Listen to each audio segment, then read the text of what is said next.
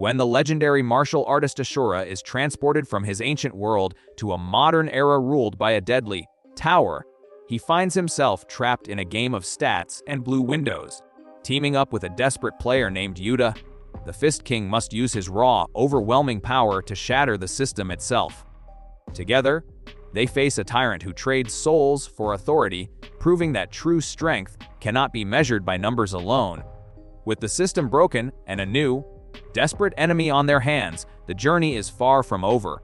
Ashura may have cleared the tower, but the real battle for survival has just begun. The story begins in the Supreme Murim, a land where martial arts reign supreme.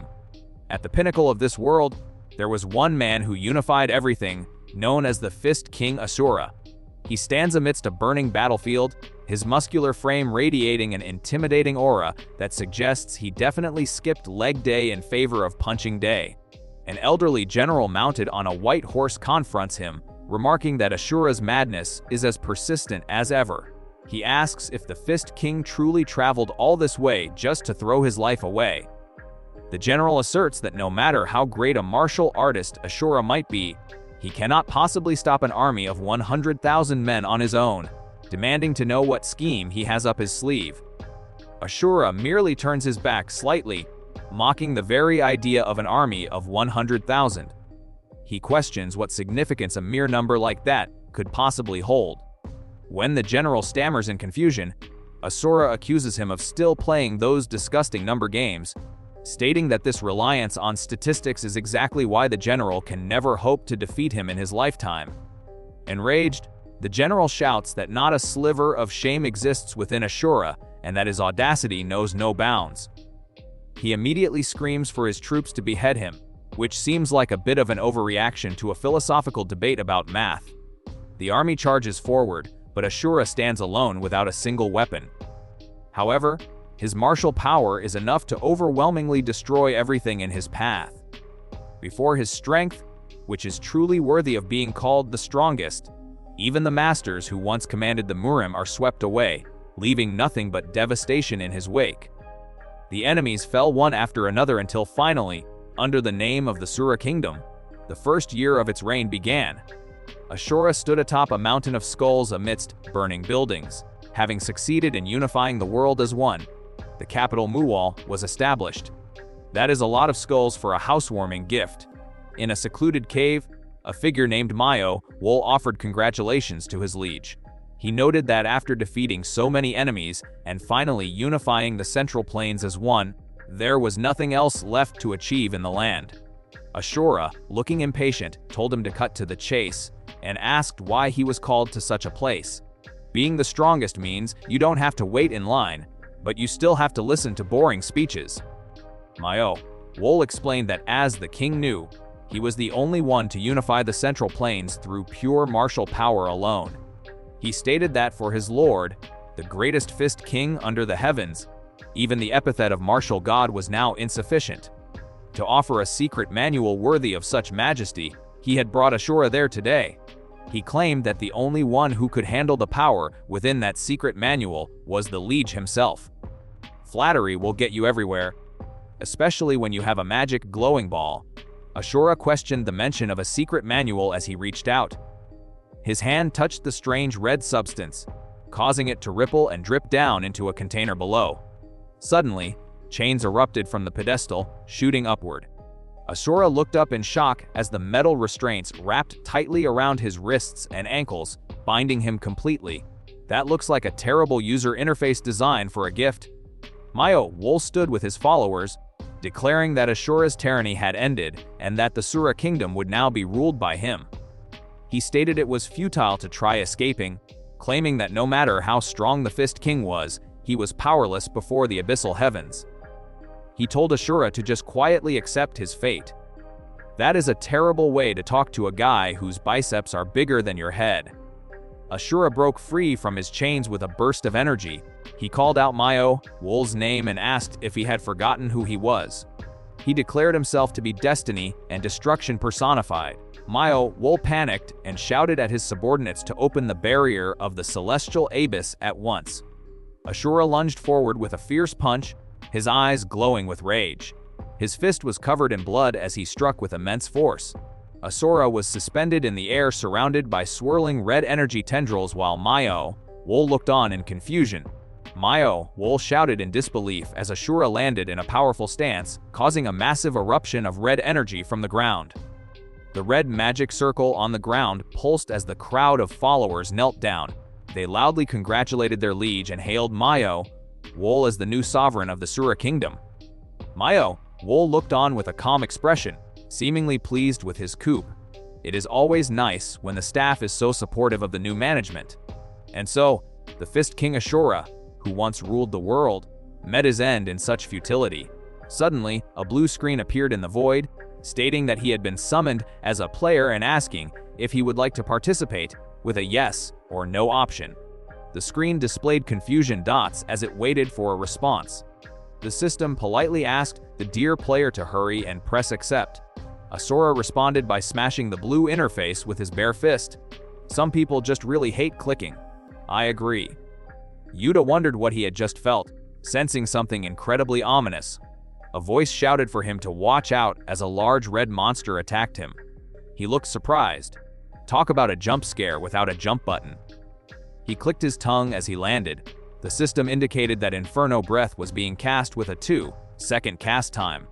Yuta looked alarmed. The system described Inferno Breath as an area of effect fire magic attack dealing 3,000 to 6,000 damage. The climber's strategy skill analyzed the attack at 85%. The analysis completed. The climber's strategy skill automatically countered the skill, granting fire resistance of 150% for a remaining duration of 1 minute and 30 seconds. He slashed through the fire. That is one way to beat the heat. He attacked the monster. The Holy Sword of Asterion appeared. The Heavenly Judgment skill was used. The system noted that Heaven's judgments remaining were 9 out of 10. The monster was hit by the light. The quest was complete. The system announced he had defeated the 998th floor boss, Inferno Balrog. The final quest was to reach the top of the tower and complete the conquest. Yuta sighed, saying that was close. The fairy asked what was wrong with him and if something was the matter. She stated that only the top of the tower was left now. Just one more floor, what could go wrong? Probably everything. The fairy suggested they clear the tower quickly so they could go see their families. Yuta agreed, smiling as he said they should do this. It had already been 3 years since he was summoned to this world. He had made it this far with only the goal of conquering the tower in mind, and now only the top remained. However, he felt uneasy, wondering what could possibly be waiting on the other side. That feeling of dread is usually a sign you should check your save file. The fairy called out to him, but he remained silent. He needed to pull together. Yuta, wondering what he was thinking after coming all this way. He pushed open the large doors as the fairy asked if he was okay. He confirmed he was and they went in. No matter what waited on the final floor, no monster could surpass his stats, and he was going back to his original world. But at that moment, the being that appeared before his eyes was a shadowy, fiery figure. Wait, no. It was Ashura, looking confused and making a sound. Asura asked what they were. Yuta was confused. Yuta wondered what that was, while the fairy thought it looked like a gorilla. Yuta wondered what was up with this middle-aged man. He worried that this guy might be the final boss. Ashura looked around, wondering what kind of place this was, and realized that the woman Wol really had locked him up in there. Yuta was shocked that he was capable of speech, concluding he must be a monster with some level of intelligence. He told himself not to be fooled by appearances, because usually, the boss is just a guy in a tracksuit. He drew his sword, noting that whatever he looked like, he was the tower's final boss. So, he decided to put an end to it now and attacked. Ashura just looked at him and let out a confused ha. Yuta swung his holy sword of Asterion with all his might, declaring that this was the end. He followed up with the Heavenly Judgment skill, noting that he had 8 judgments remaining. He scoffed, thinking the opponent was much weaker than expected. That is a classic rookie mistake, assuming the final boss is a pushover. However, Ashura simply caught the blade with one hand. He asked the brat what he thought he was doing. Yuta was shocked, realizing his ultimate move had been stopped by a single hand. Yuta wondered if it was because he was the final boss. His climber strategy skill began analyzing the target's weakness at 78%. Once the analysis was complete, the system automatically targeted the weaknesses. The strategy success probability was calculated at approximately 87.86%. Yuta attacked again, aiming for the weak point. Asura caught the sword again, staring at it, and simply told him to cease. Suddenly, the system screamed error. A critical error occurred in the climber's strategy. The probability of success plummeted to 0.43%. Yuta panicked heavily, realizing the success rate was less than 1%, something that had never happened before. He wondered just who the hell this guy was. A terrifying red aura flared up behind Ashura, resembling a demon. Yuta thought to himself if this was really just some middle-aged man. Asura told the brat there was no need to be so terrified. He stated that he did not bother fighting those who were not worth his time. Yuta was taken aback, repeating in his mind that he wasn't worth the man's time. Being ignored is the ultimate insult in a boss fight. Ashura stood with his arms crossed, looking down at Yuta. He stated that with Yuta's current level of skill, he wouldn't waste a single punch from his body on him. He then asked what exactly this place was. Yuta smiled, realizing why neither his heavenly judgment nor his climber's strategy had worked. He concluded that this stage was meant to prove his strength from the very start. He laughed out loud, noting that he didn't know there was a hidden gimmick like this. It is always funny when the boss fight turns out to be a tutorial level. Yuta walked forward, thinking that only by showing his true value could he actually deal damage. He declared that he would show and prove his value. A system notification announced the activation of the unique skill chosen hero, stating that all stats would be maximized for a set duration. Yuta shouted for the opponent to eat this as he charged forward. Maximizing stats is great until the timer runs out. Yuta attacked with lightning surrounding him, declaring it was the absolute maximum the stat system could grant. A status window appeared showing Kim Yuta at level 99 with 999, 999 HP and MP, and all stats at 999. Ashura looked at the floating blue window. He questioned the strength and agility of 999, asking if that was maxed out. He mocked Yuta for talking about strength with such pathetic mere numbers. Ashura really hates reading patch notes. Ashura's fist glowed with energy. He described a world where people discuss strength through numbers while staring at blue windows as utterly revolting. He stated it no longer mattered what this place was, and that he would be fixing Yuta from the ground up. Yuta screamed as he prepared to clash. Ashura is basically a reality tech support agent. Ashura punched forward. He declared he would start by fixing that disgusting blue window first. Asura unleashed the technique known as Fist King Ashura-style destruction, smashing right through the blue status window and shattering it into pieces. Finally, someone closed the pop-up ads. Yuta screamed in absolute terror as the status window showing his level 99 stats shattered into pieces. The system flashed critical error messages announcing that it had sustained critical damage. He wondered what the hell was happening and how it was even possible. A massive explosion rocked the top of the tower, and he shouted that the situation was completely ridiculous. That is definitely not how you uninstall a program. The system continued to glitch out, stating that all stored stats had disappeared and that both system and data recovery had failed. Finally, a warning appeared that the system was shutting down. Asura walked calmly through the dust and debris. He asked if Yuta saw now, declaring that true strength cannot be measured with numbers. He stated that the blasted numbers game ends right there for the brat. Ashura really hates Excel spreadsheets. Yuta fell backward in shock, letting out a weak sound. A simple text box appeared showing Kim Yuta at level 1. He sat there with a goofy, defeated expression and a runny nose, admitting that he was wrong. It turns out the final boss was just a guy who really wanted to touch grass. 3 years ago, a tower of unknown origin appeared, and Yuta was summoned to it. He climbed the structure with many comrades, but they all perished along the way, leaving him as the sole survivor. That is a terrible survival rate for a group project. Yuta asked Nova if conquering the tower would truly allow him to return to his original world. He found it strange that they were told to climb blindly without knowing the dangers, questioning if it was natural to just keep going when nothing was guaranteed. Nova replied that returning might be impossible. but reminded him that Goddess Eshwa said everything in the tower had a purpose. She assured him that his journey would surely have a precious meaning. The goddess definitely didn't mention the fine print about getting punched by a muscular guy. Back in the present, Asura declared that the tedious number games would now end right there. Yuta fell backward in shock.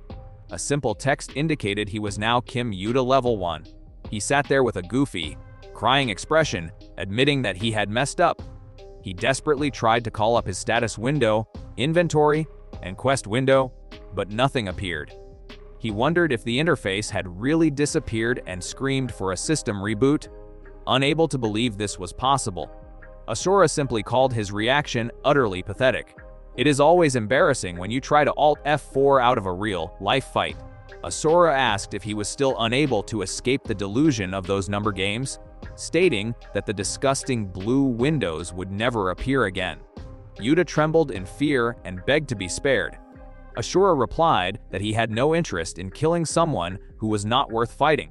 Asura crouched before the defeated climber and asked what kind of place this was and what he must do to return to his original world. The climber was shocked to hear the term original world, realizing this muscular man might be a player just like him. He admitted he didn't know how to get back either, explaining that the only way was clearing the final stage, as there was truly no other option. Asura looked confused by the words final stage and clear, seemingly unfamiliar with gaming terminology. That is like explaining the internet to a caveman. The climber was baffled by the confusion, wondering who this guy was and if he came from the Joseon dynasty or something. Trying to put it in simpler terms, the climber excitedly explained that he had to clear the entire tower. Asura repeated that the entire tower must be cleared. The climber confirmed this enthusiastically, stating that from the very first floor to the top, the whole tower had to be cleared without leaving anything behind. The climber suggested that if the man was a player too, he should start slowly with the quests, thinking it was simple enough. Asura laughed maniacally and declared that in that case, he would crush the damn tower right now. The climber was horrified, screaming that this wasn't what he meant by clearing it. Asura unleashed his fist King Ashura style, punching the ground with immense force. The tower began to explode and crumble from the bottom up in a massive display of destruction.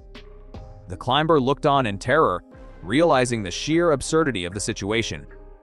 He screamed for the man to wait. The climber was sent flying through the air amidst the falling debris, shouting in disbelief about why the man was destroying a perfectly fine tower.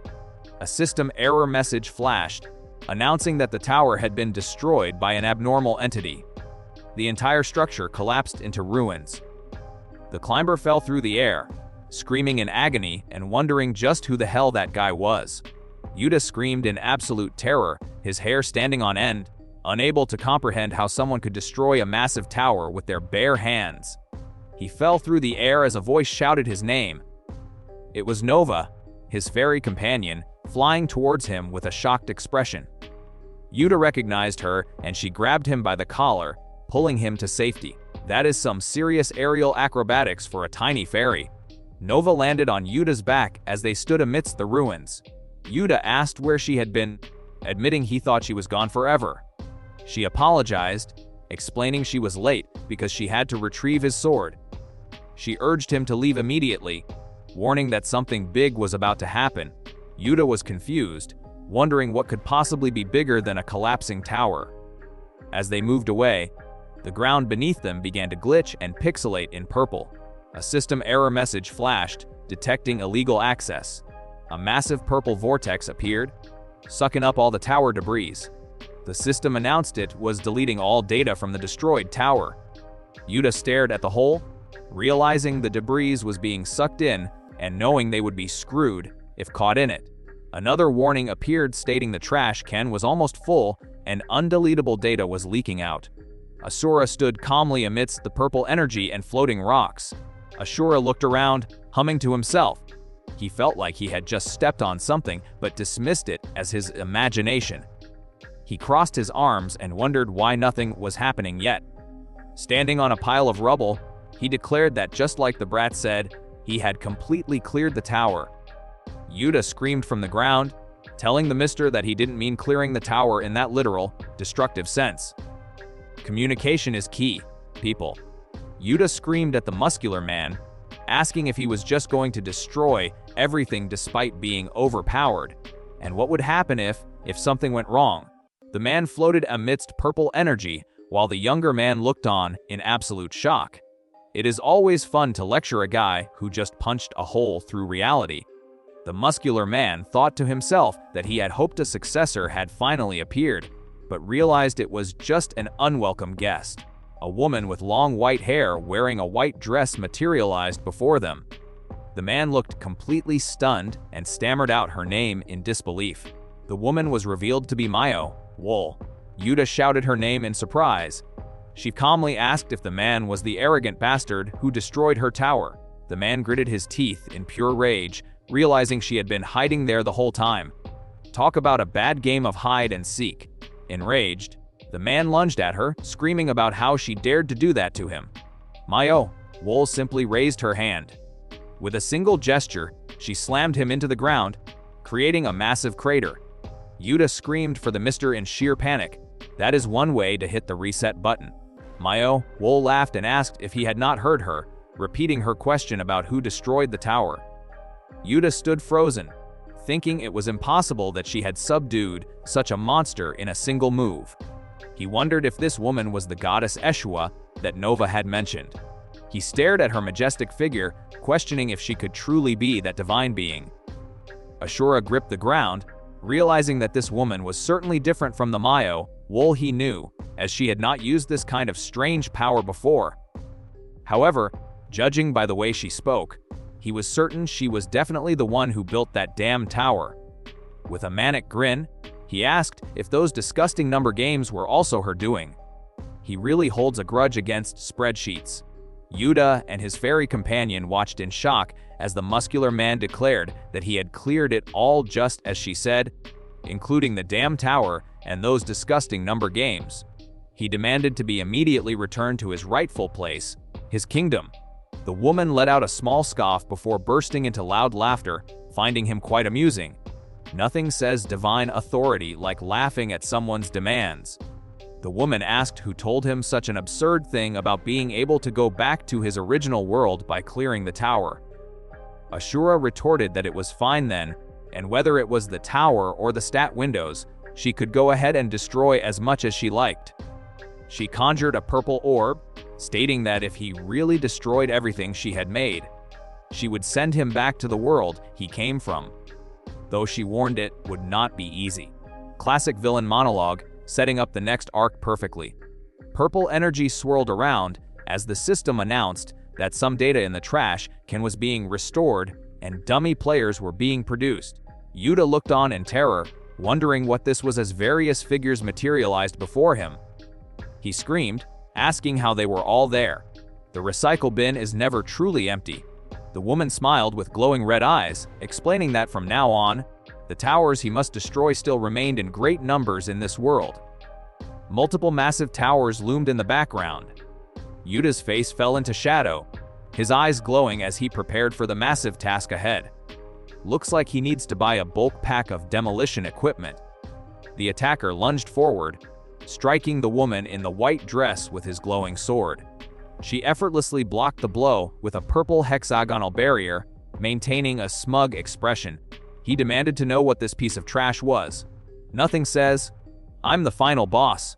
Like a glowing purple force field and a condescending smile, the woman stated that it would not be easy because from that moment on, the towers he must destroy still remained in great numbers in this world. She laughed maniacally while surrounded by a long line of glowing figures. Nothing ruins a Monday quite like an endless to-do list of giant towers. A glowing figure called out his name, urging him to climb the tower quickly and telling everyone to head there. The woman calmly stated that no matter what power he possessed, the balance of this world would not be so easily disrupted. He ran forward to attack her. The glowing man asked what this piece of trash was while blocking a sword with a purple barrier. The young man screamed in rage, asking what she was doing and questioning why his supposedly dead comrades were there. He really needs to update his contact list. He shouted, that these were the comrades who risked their lives with him to climb the tower without identity or purpose, and demanded to know why she treated them like this and if this was the reason she brought them there. The woman casually replied that it was obvious as she waved her hand, sending him flying through the air. She explained that they were merely pieces required to achieve her perfect world. Since the world she created was still unstable, she needed their power, which was why she made them climb the tower through virtual missions called quests. The young man was furious at such a selfish reason. She declared she no longer had any business with someone who had no strength left and walked away. Talk about a terrible performance review.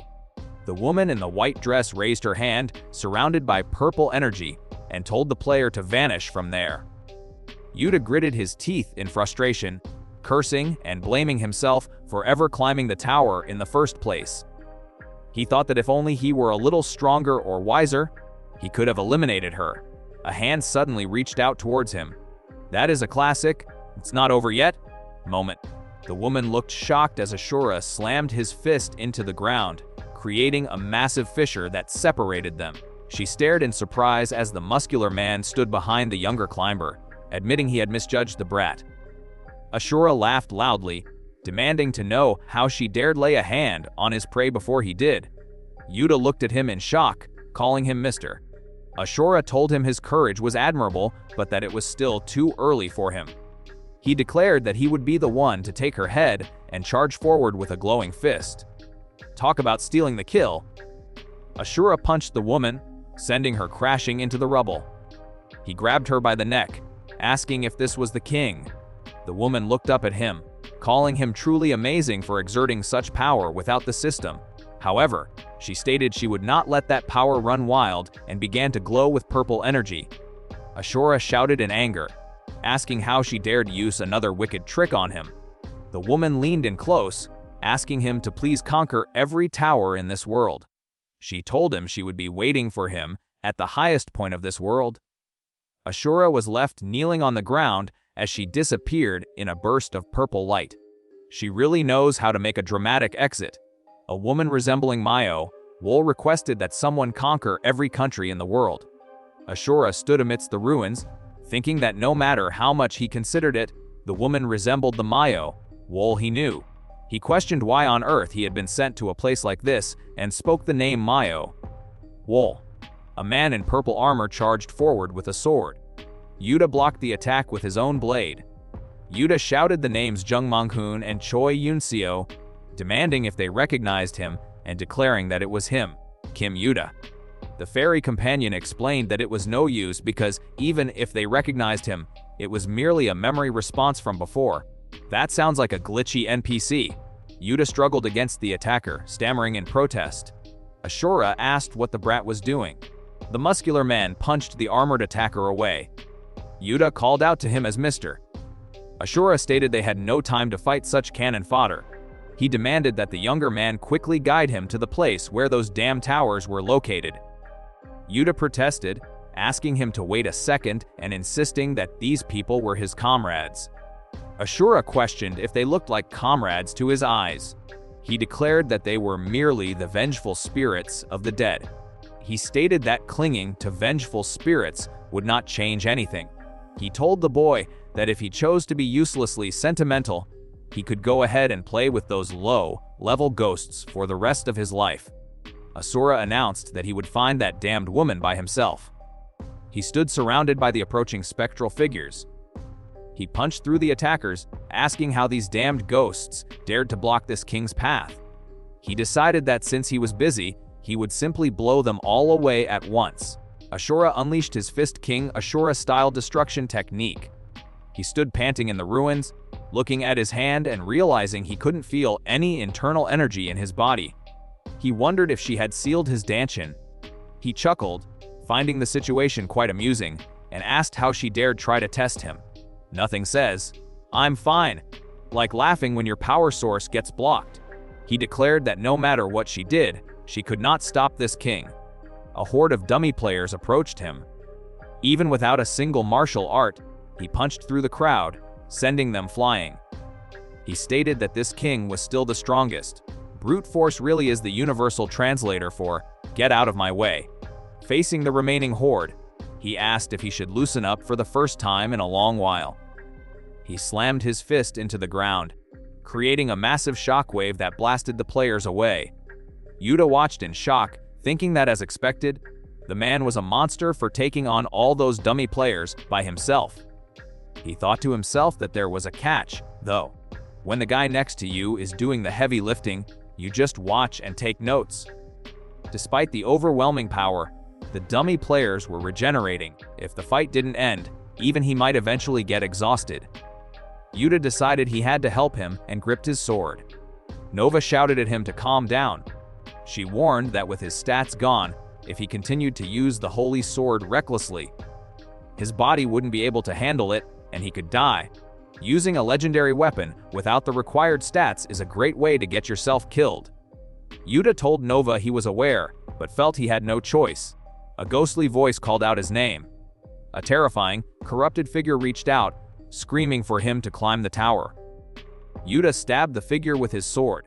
He thought he wouldn't be able to live with himself if he didn't avenge his dead comrades. His eyes glowed with determination. Nothing motivates a hero quite like a guilt trip from a zombie. Yuta walked away, stating that no matter what happened, he would find the woman responsible for what happened to him and his comrades. He suddenly shouted for the older man and charged back into the fray. He yelled that the older man could withstand the attacks without dodging and instructed him to keep drawing the enemy's attention. The older man was baffled by the sudden orders. It is always bold to start micromanaging a guy who punches towers for a living. The older man fought fiercely, annoyed that someone dared give him commands. Yuta observed that all the dummy players' attention was now focused on the older man. He leaped into the air, seizing the opportunity. He looked at the enemies, apologizing to his former comrades. He shouted that he would definitely exact their revenge. He activated the Holy Sword of Asterion and used the Heavenly Judgment skill. A massive pillar of light crashed down. The older man stood with his arms crossed, chuckling at the arrogant brat. Yuta knelt on the ground, completely exhausted. The older man looked down at him, admitting he was actually quite useful. Yuta panted heavily and told the older man to keep one thing in mind. He stood up and declared that the one who kills that woman would not be the older man, but himself. The older man grabbed him, thinking the brat was less than dust. He laughed boisterously, asking how the boy dared command him twice. Yuta smiled weakly. The older man decided to give a reward for the amusement, stating that if the boy ever became stronger than him. Asura held the younger man in his arms, declaring that he would give him the chance to kill her. The younger man stated he looked forward to it. That is a very specific kind of bromance. They moved away from the ruins into a green landscape. A boot stepped onto a rock. A figure wearing a deer skull mask and heavy fur armor stood atop a cliff. The eye socket of the skull mask glowed with a sinister pink light. That is a fantastic fashion choice for a villain. The muscular man sat in deep meditation beneath a rushing waterfall. He opened his eyes and struck the water with a powerful punch, splitting the cascade in two. That is one way to skip leg day and focus on arm day. He realized he could not feel even a trace of internal energy within his body. He clenched his fist, amused by the sheer boldness of the woman who dared to seal his danchin. Looking at the younger man sleeping on the ground, he decided he had no choice but to wake him up. He delivered a swift kick to the boy, demanding to know how long he planned to lie there. The boy woke up with a startled gasp. Nothing says good morning like a flying kick to the ribs. The older man walked away as the ground exploded behind him. The boy scrambled to his feet, brandishing his sword and calling the older man a muscle-brained gorilla who was finally showing his true colors. He challenged the man to fight properly one more time. The older man noted that the brat still had not learned his lesson and asked if he truly wished for death.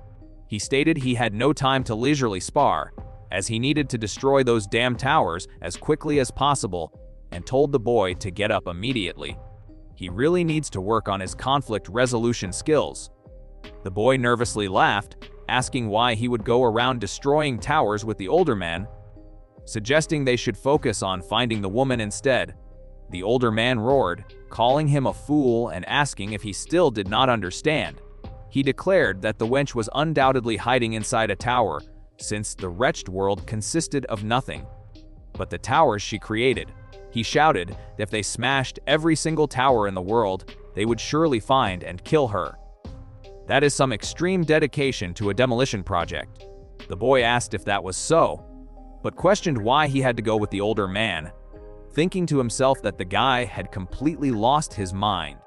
The small fairy whispered that the man was far too dangerous, pointing out that he had destroyed the boy's stat window without a second thought and warning that staying with him could lead to disaster. The older man suddenly turned around, asking the shrimpy brat what they were whispering about, causing the fairy to scream in terror. Eavesdropping is a superpower when you have super hearing. Ashura stood with his arms crossed, stating that he did not exactly enjoy traveling with them. He merely found the younger man's swordsmanship somewhat useful. He pointed out that they were both trying to catch that same woman. However, he noted that catching her was impossible given their weak, physical bodies. He loudly declared that from that moment forward, he would strengthen their bodies. That sounds like a terrible gym membership pitch.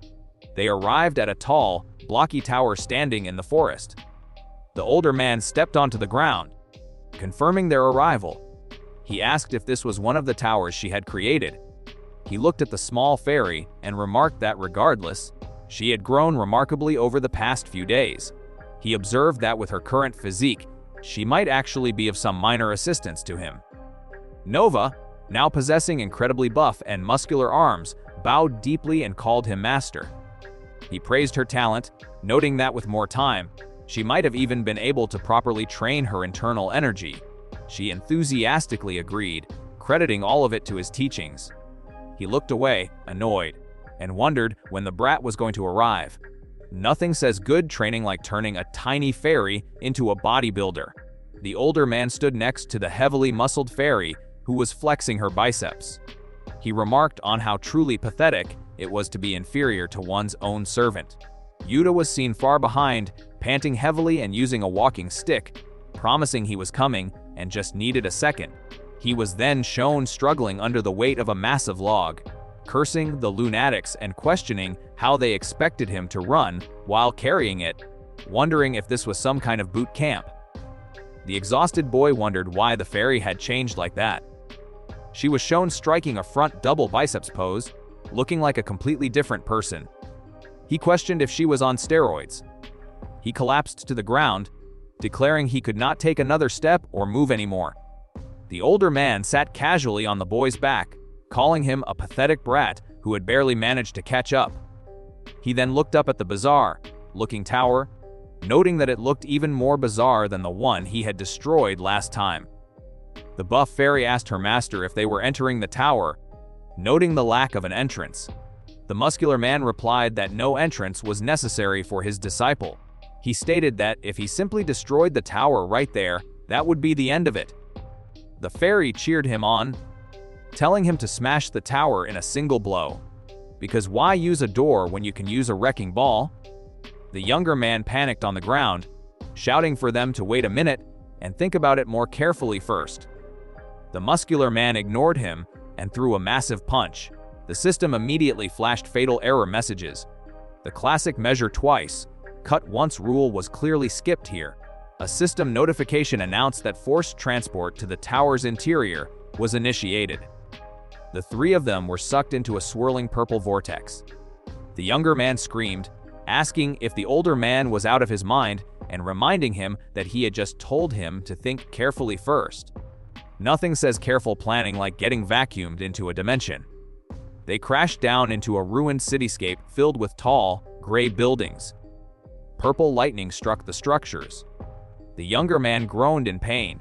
The muscular man looked around and asked what these hideous buildings were. The fairy groaned and complained about her muscles. The younger man looked around in shock and asked where they were. It is always a great day when you get teleported to a condemned city block. The younger man realized he was in a city and wondered if he had returned to his original world. The fairy pointed frantically, telling him to look over there. He looked in the direction she indicated, and saw a long line of dead bodies scattered across the street. He wondered if they were the corpses of players and questioned why there were so many bodies. Welcome to the city, where the local neighborhood watch is just a pile of skeletons. The young man realized that regardless of how he got there, this was definitely not the world he used to live in. He wondered just where in the world he was. Suddenly, a voice commanded everyone to heed its call. Purple energy began to rise from the corpses scattered across the street. The muscular man looked up in shock as the souls of the dead started gathering into a single swirling mass in the sky. That is one way to recycle the dead. A man floated in the air above the city, finding the spectacle intriguing. He questioned if these gathered souls were the newly summoned players. The floating man warned them not to attempt any futile resistance. He declared that no matter how much they struggled, the only one who could reach the top of the tower was him. Classic villain monologue number 3. A massive, terrifying skeleton monster materialized before them, known as the Spectre King. The young man was horrified, realizing this was not just a normal skeleton, but something on an entirely different level. He screamed at the older man to get out of the way because it was dangerous. The older man charged forward with a fierce grin. The older man scoffed at the idea that a mere monster could pose a danger to him. He unleashed a devastating punch that completely obliterated the giant skeleton, sending a massive shockwave through the ruined city. Talk about a severe calcium deficiency. Ashura stood amidst the dust, dismissing the defeated foe as a pathetic piece of trash. He looked down at the skeletal creature rising from the ground, mocking the idea that such a weak opponent would dare face him. He questioned how someone so weak could claim to reach the pinnacle, calling the attempt arrogant and pathetic. He then shouted at the floating man, calling him a coward for hiding behind a monster. He really hates people who rely on summons, probably because he prefers to do his own heavy lifting. The floating man looked down, repeating the accusation about hiding behind a monster. Suddenly, more terrifying creatures appeared behind him, including a grim reaper like skeleton and a werewolf. He found the accusation curious. He then changed his mind, telling Ashura to keep struggling until the bitter end so he could see how long he could survive. He declared he would put him to the test. Ah yes, the classic villain monologue before the inevitable beatdown. The monsters charged forward to test him. Ashura smirked at the word test. He stated that a lowly thing like the floating man dared to face him. Ashura punched the skeletal creature straight into the ground, creating a massive crater. He asked if the guy really dared to say he would test him. The Grim Reaper skeleton laughed and summoned glowing purple chains that wrapped tightly around the muscular man. Nothing says I am in charge like magical bondage. Ashura stood bound by the purple chains, looking confused. Suddenly, a massive werewolf monster leaped at him from behind and slammed into the ground.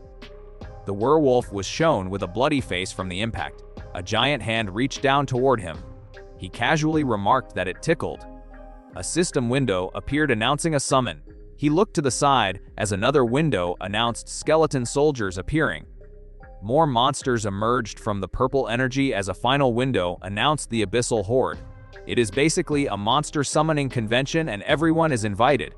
Ashura smashed through the horde of skeleton soldiers and abyssal monsters with ease. Even when a large red demon appeared, he punched it away effortlessly. However, the Spectre King summoned more creatures, including shackle wraiths that reached out from the ground. Ashura looked confused, realizing he couldn't sense any stats or skills from the floating man. The Spectre King wondered how Ashura possessed such power without a system. He drew a sword wreathed in purple flames, stating he would absorb Ashura's soul to verify the source of his strength himself.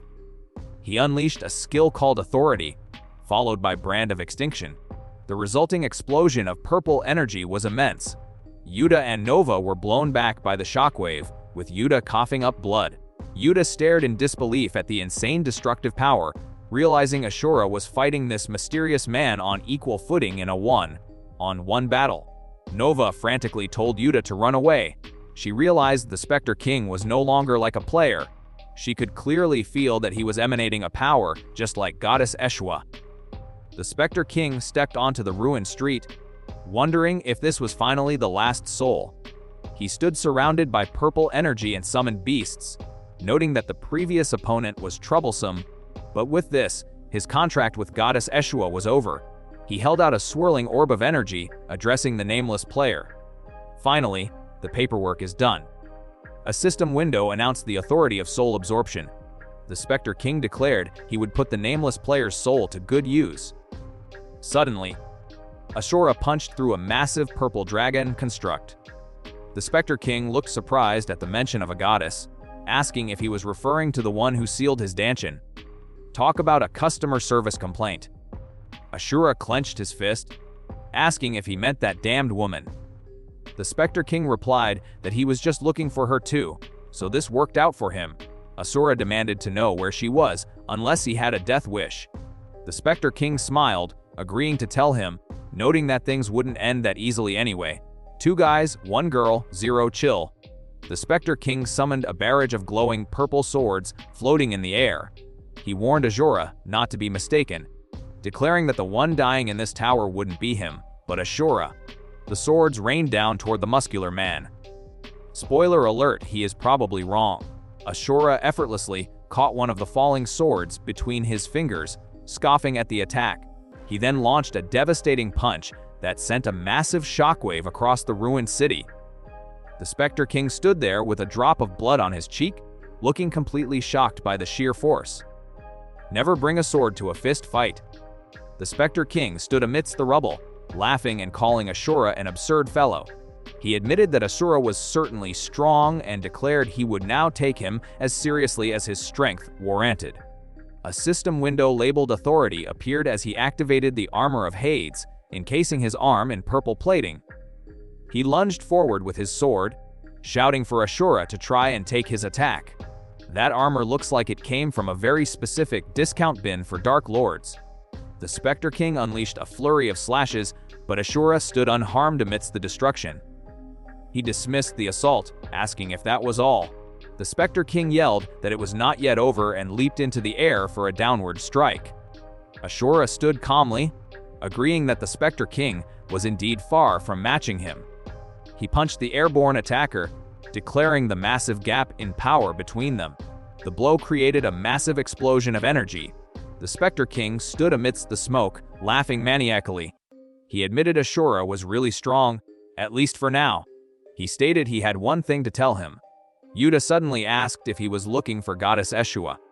The Spectre King revealed that Goddess Eshua was the very person who gave him this tower. However, he admitted he had not yet obtained all of the tower's authority. It seems like he skipped the tutorial on how to use the admin panel. The Spectre King explained that he had made a contract with Goddess Eshua to offer the souls of 10,000 players, so he could be reborn as the true successor of the tower. He laughed maniacally, holding up a glowing purple orb containing the trapped fairy, declaring he had finally acquired every soul.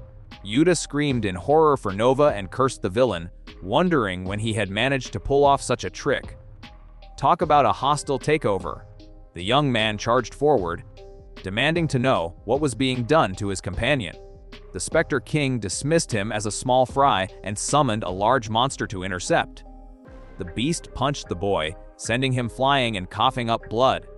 The villain coldly stated that it was useless to try and stop him.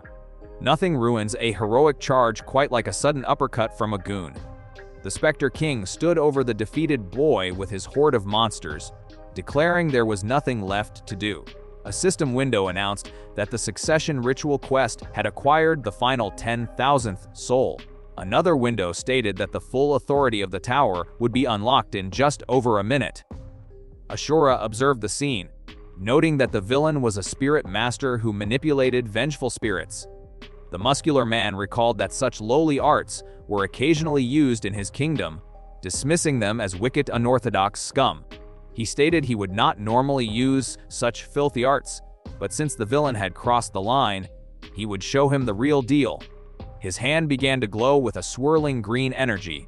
He told the Spectre King to watch closely as he unleashed the power of true spirit arts, because nothing beats a pirate with a better pirate ship. The green energy flowed from his hand, forcefully pulling the gathered purple souls away from the Spectre King. The villain was completely shocked. realizing his hard-earned collection was being stolen right in front of him. The bleeding boy on the ground was equally stunned, thinking such a thing should be impossible within the system. The muscular man stood alongside the boy and the freed fairy, telling them to run wild to their heart's content. The small fairy looked on with wide, glowing eyes as the green energy surrounded them. The muscular man told them that from now on, it was their turn. The young man's eyes glowed with the same intense green light, his expression filled with fierce determination as he declared it was time to crush that damned wretch. Nothing says, "Tag, you're it," quite like a glowing green power-up and a promise of violence. The muscular man held a glowing green orb, siphoning away the souls the dark-haired man had gathered.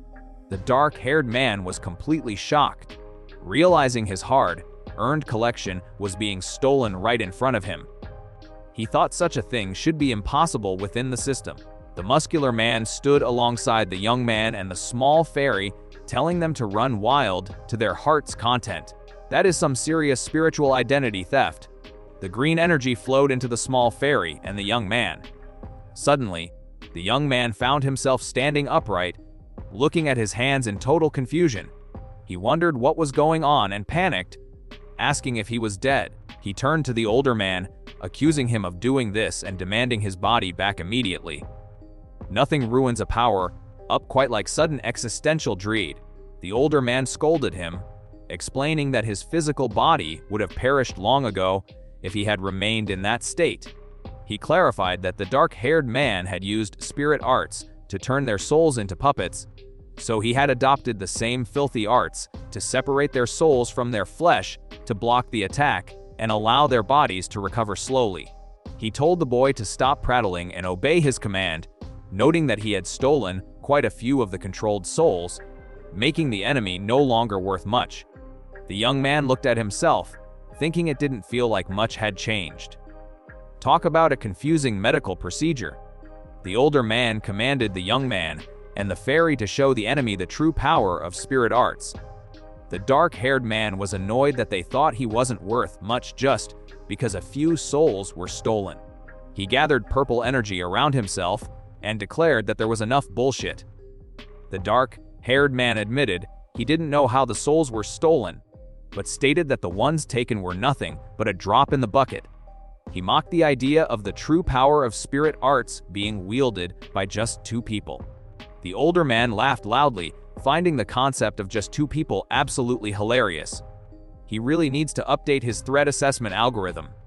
Yuta, now infused with green spiritual energy, slashed through a skeletal monster, noting that his opponent still judged strength by mere numbers. Because nothing says, "I'm smart," like ignoring the guy who just punched a hole through a building.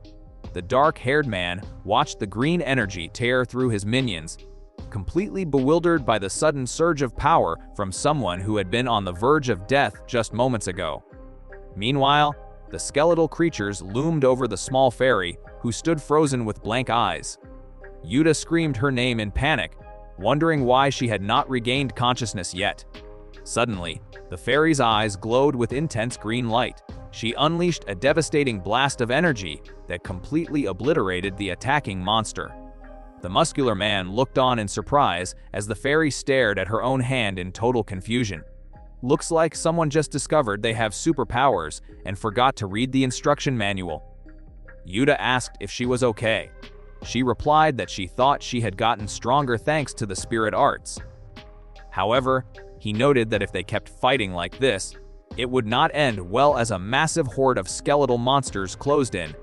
The muscular man just stared silently at the approaching army. The dark-haired man tapped on his blue interface. The muscular man instructed the group to listen well, stating that to stop their enemy, they first had to destroy that disgusting window. He explained that his Danshin was currently sealed, preventing him from using his blast attack, which meant destroying the interface would not be easy. The young man asked if there was a way, pointing out that the older man had managed to use spirit arts despite his sealed Danshin. The older man agreed enthusiastically. He declared that even without internal ki, using external ki was nothing for him, and with enough ki, he could produce power equivalent to a blast. He looked at the small fairy, noting her cue was quite interesting. He then demanded she offer her soul to him. The fairy looked completely confused. Asking a fairy for her soul is a bit like asking a cloud for a loan. Meanwhile, a warning window appeared for the dark-haired man, stating the number of souls required for the quest was insufficient. Another prompt urged him to acquire souls to complete the quest. He laughed, realizing that because of the intruders, only the souls needed for the quest were being wasted. He decided he could just gather the souls again, prioritizing the elimination of the hindrances first. He reached out his hand, commanding all his souls to answer his call. A massive horde of skeletal monsters surged forward. A system command ordered them to sweep away every enemy. The older man warned the young man that they would only have one chance. He told him to trust him and pour out everything he had to open a path so he could reach the enemy. The young man replied that he didn't trust the older man, but for the sake of the fairy and himself, he would definitely open a path. He screamed and swung his sword, unleashing the holy sword of Asterion in a massive horizontal celestial judgment. The dark-haired man mocked them as fools for pouring all their power just to clear the army. That is a classic villain mistake, underestimating the power of a dramatic entrance. The dark-haired man tapped on his blue interface, laughing maniacally and declaring that their efforts were useless and far from enough to deal with all the souls he had collected. The muscular man appeared behind him, calling him a coward just as expected. He explained that he had watched the dark-haired man check his blue window every time those damned spirits died, mocking his tiresome spirit arts. Nothing ruins a villain's monologue like someone reading their browser history. The muscular man, the young man, and the small fairy charged forward together. The muscular man shouted that it would all end with this. The dark-haired man screamed in shock as the muscular man unleashed his Fist King Ashura-style destruction technique. The dark-haired man's status window, displaying his level 99 stats and title as the successor of Tower number 312, shattered into pieces. He screamed in absolute disbelief, stating that such a thing should not be possible.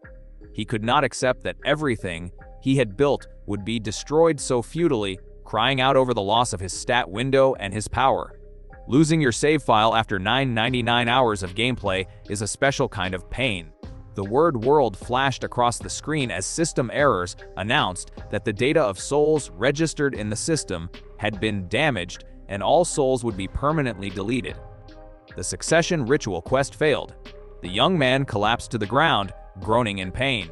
He soon realized with surprise that he had returned to his original body. The young man looked at his hand, confirming that his body had truly recovered, just as the older man had promised. He wondered in awe about the older man's true identity and just how far his limits went. Meanwhile, the dark-haired man screamed in absolute despair, begging that it was not true and insisting that it could not end like this. Rage quitting is a valid response, but screaming at the sky usually doesn't bring your data back. The muscular man stood with his arms crossed, staring down at the defeated enemy. The dark-haired man screamed in absolute rage, blaming the group for everything. He declared that because of them, the only way to save the world he lived in from destruction had been completely lost. Nothing says, "I'm a good guy," like trying to sacrifice 10,000 souls to save your own neighborhood. When the legendary martial artist Ashura is transported from his ancient world to a modern era ruled by a deadly tower, he finds himself trapped in a game of stats and blue windows. Teaming up with a desperate player named Yuta, the Fist King must use his raw, overwhelming power to shatter the system itself. Together, they face a tyrant who trades souls for authority, proving that true strength cannot be measured by numbers alone. It is a collision of ancient fists and modern magic in a fight to save two worlds from destruction.